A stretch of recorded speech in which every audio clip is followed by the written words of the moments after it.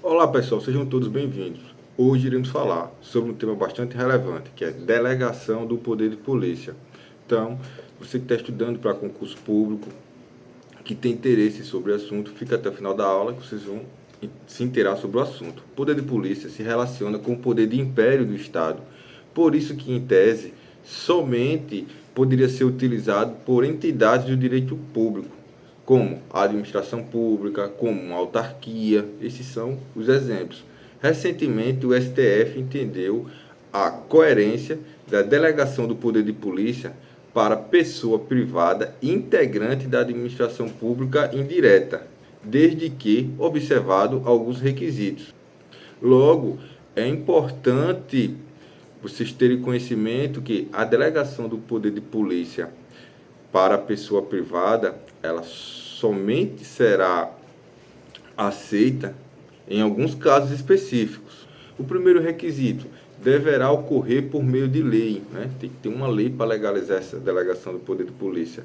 E a entidade deverá integrar a administração pública indireta, ou seja, ela pode ser uma sociedade de economia mista, ela pode ser uma fundação pública do direito privado, ela pode ser, outro exemplo, né, de administração pública indireta, uma empresa pública. O terceiro requisito, o capital dessa entidade, ela deve ser majoritariamente do ente público. O ente público tem que ter o controle acionário. O quarto requisito, né, que vamos falar agora, que é que a entidade ela deve prestar um serviço público de atuação do Estado em regime não concorrencial.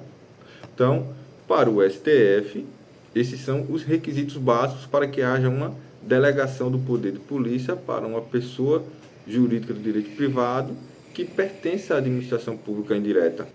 Agora fique atento, porque na visão do STF, nem todas as fases do poder de polícia elas podem ser delegadas, né? Então, quais são essas fases que podem ser delegadas do poder de polícia, né? São três fases, né? A fase de consentimento, de fiscalização e sanção. Então, essas são as fases que o STF entende que é propícia a ser delegada. Já o STJ, ele diz que apenas duas fases do poder de polícia pode ser delegado, que seria o consentimento e a fiscalização. Então é importante você estar atento a isso, né, porque geralmente a prova ela pede o entendimento do STF e do STJ. Então, certo, pessoal. Para finalizar, iremos fazer questões. A gente vai marcar certo ou errado. A primeira questão. A Constituição Federal Brasileira veda expressamente a delegação do poder de polícia às entidades privadas. Essa questão está correta, certo? A Constituição ela diz que o poder de polícia ela está previsto para o Estado, né, que seria a administração pública, as autarquias, pessoas jurídicas do direito público, que tem como finalidade o interesse público, certo? Segunda questão, o poder de polícia, por estar relacionado ao poder de império do Estado, em tese, só pode ser exercido por entidades do direito público, como a administração pública e autarquias. Correto. Terceira questão, para o STJ, as fases do poder de polícia que podem ser delegadas são consentimento, fiscalização e sanção. Pessoal, de acordo com o STJ, né, essa questão está incorreta, né, está errada, e eu vou dizer o porquê. O entendimento do STJ é que nas fases do poder de polícia, apenas o consentimento e fiscalização podem ser delegadas.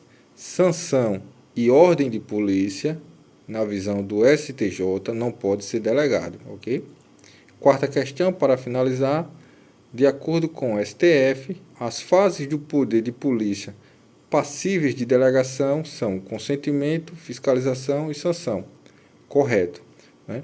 A gente vê que há uma divergência no entendimento dos tribunais superiores no tocante à delegação do poder de polícia. Para o STJ, só pode ser delegado, né, o consentimento e a fiscalização. Já para o STF, ele tem uma visão mais ampla. Ele diz que nas fases do poder de polícia podem ser delegadas consentimento, fiscalização e sanção.